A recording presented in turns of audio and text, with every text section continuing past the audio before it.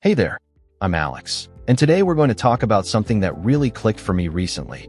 Saving $10,000 in just 6 months on a salary of $40,000. You might be thinking that's impossible, but wait, what if I told you it's actually doable with some smart moves? Alright, let's dive into this. I've been tracking my expenses closely and have found some big areas where money was just slipping through the cracks without me even realizing it. We're going to break down exactly how I did it. The first big change was cutting back on dining out. I used to spend around $350 a month just eating out and getting coffee. That's $347 a month just disappearing.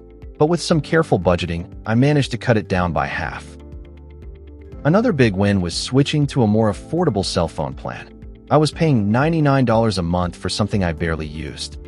After doing some research and calling my provider, I found a plan that only costs me $45 per month. I also started using budgeting apps like Mint and Nab to track my spending. These tools really helped me see where I was overspending, and they made it easy to stick to my budget. Rent was a big expense, but I managed to negotiate my rent down by 10% after a year of being a reliable tenant. That's like getting an extra $200 back each month. Next up was canceling subscriptions I wasn't using. Things like streaming services and gym memberships can add up fast if you're not careful. I also started packing lunches and snacks for work.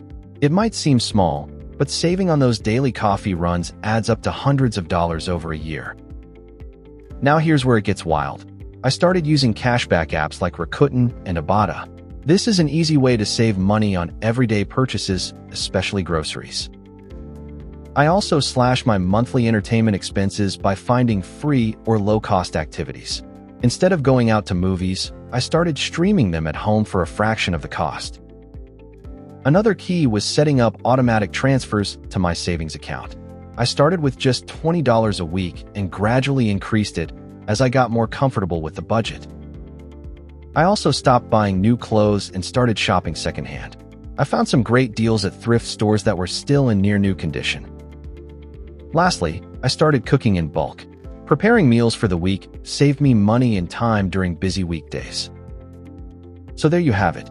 By making small changes and being mindful of my spending habits, I was able to save a significant amount in just 6 months. The key is consistency and knowing where your money goes. If you found this helpful, give it a thumbs up and subscribe for more tips